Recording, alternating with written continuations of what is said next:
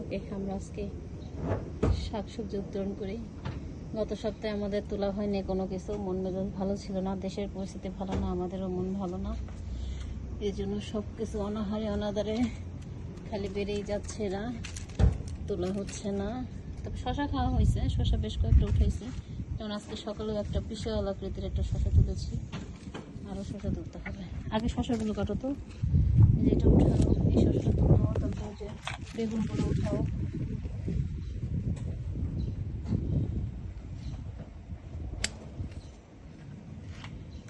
দেখি দেখি দেখি কত বড়, অনেক বড় একটা শশা। এটা কালকে কালকে তোলা যাবে।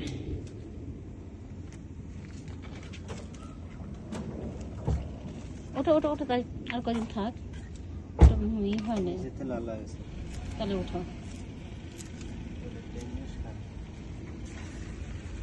ওই পাশেরটাও তো এরকম বাঁকা ছিল, আচ্ছা সকালে যেটা তুললাম বাঁকা ছিল, পরে ই হয়ে গেছে, উপরটা ভরাট হয়ে গেছে।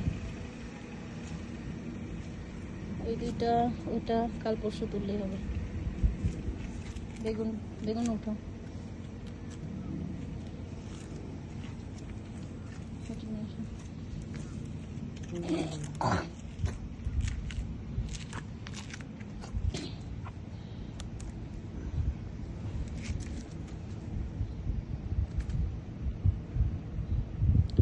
নতুন করে টমেটো গাছ লাগানো হয়েছে, কিন্তু এই টমেটো গাছ বড় হচ্ছে, বাট ফুল মাত্র আসতেছে, মাত্র একটা দুটো করে ফুল আসতেছে, টমেটো ফুল। তবে এটাতে ফুটে আসছে বাইগন, আমাদের গাছের বাইগন।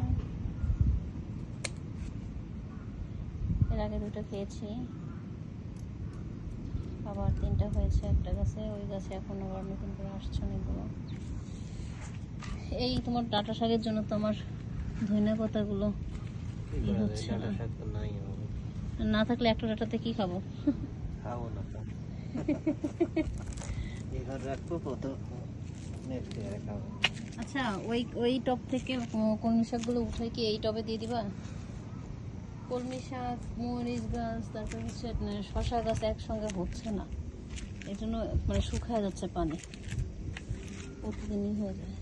এখান থেকে ডাল নিয়ে আবার লাগাই দিলে দেখো, লাল শাক হইলো না, শেষে এসে এমন হওয়া হইলো যে খেতে খেতেও আমরা প্রতিবার খেয়ে খেয়ে শেষ করতে পারছি না। এইটাতে প্রথম লাগাইছিলাম, এটা প্রথম হইলো না দেখেই তো আমরা পরে শশা গাছ নিয়ে এসে লাগাইলাম। এখন দুই একটা আর কি বের হয়েছিল।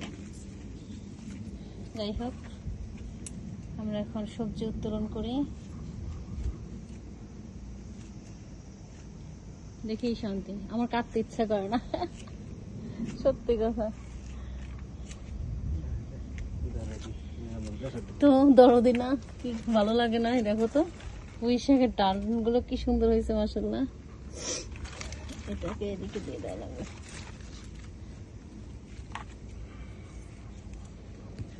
এই নিচের পাতাগুলো কেটে নিচে একটু ফাঁকা করে দিতে হবে, নিচে দেখো অন্ধকার হয়ে গেছে, ঢেকে গেছে টবটা, দেখাই যায় না। গাছটা দেখেই শান্তি।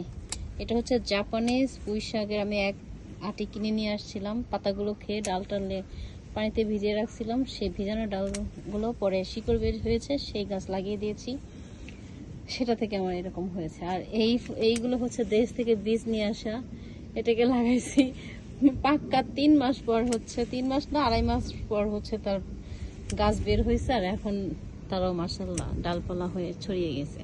এটা হচ্ছে মেড ইন বাংলাদেশ, এটা মেড ইন জাপান।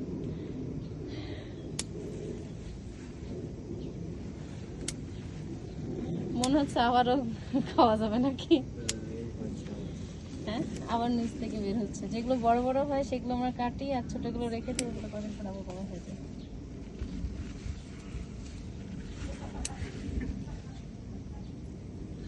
একটা গাছের থেকে 4টে করে হয়েছে।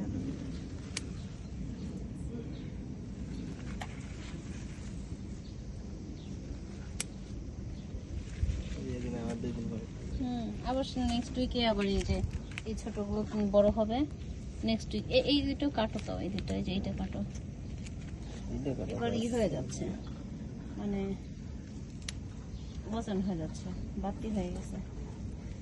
এরপরে খাইতে গেলে সব ফুল এসে যাবে।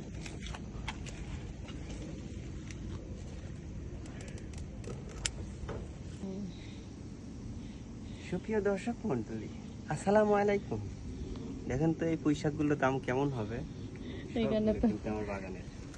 আজকে যেগুলো তুলছো এখানে সেনিয়নের উপরে আছে পয়সা, সেনিয়নের বেশি, কারণ 3টা-4টা করে। এই মাথা কেমন জাপানে বিক্রি করে কেমন ডাল, ঠিক এই যে এইরকম এতটুক, তিনটা মাথা, মানে এতটুক করে 2-3টা ডাল। 250-300। 300 ইয়েন। আমি সেদিন 275 ইয়েন দিয়ে কিনছি এক প্যাকেট, সাথে ভ্যাট ছিল, ভ্যাট সহ তো 300 ইয়েনই হয়ে যায়। আহ, শান্তি শান্তি। সবচেয়ে ভালো লাগে পাতাগুলো, কি তোমার মুখ ঢেকে যাবে। এই যে হিন্দুদের মতো পান পাতা দিয়ে মুখ ঢাকে না, তুমি তোমার ইয়ে পাতা দিয়ে মুখ ঢাকো। এতগুলো পুঁই শাক, লাল শাক, কেমন অনুভূতি লাগে আপনার? খাই আর না খাই দেখতেই শান্তি। তা ঠিক, আমার এখানে তুলতে ইচ্ছা করে না, কাটতে চাই, আমি কাটি না। প্রতি সপ্তাহে ওয়েট করি, এক সপ্তাহ পর কবে তুমি বাসায় থাকবে সেদিন আমি সবজি উঠাবো। আমার উঠাতে খুব খারাপ লাগে, আমি এইগুলো সবজি উঠাতে পারি না। যত্ন করি, পানি দেই, অন্যান্য সব কিছু করি, বাট আমি সবজি কাটি না। ওকে, আজকের মতো এখানেই রাখি। ওকে, আল্লাহ হাফেজ, বাই বাই।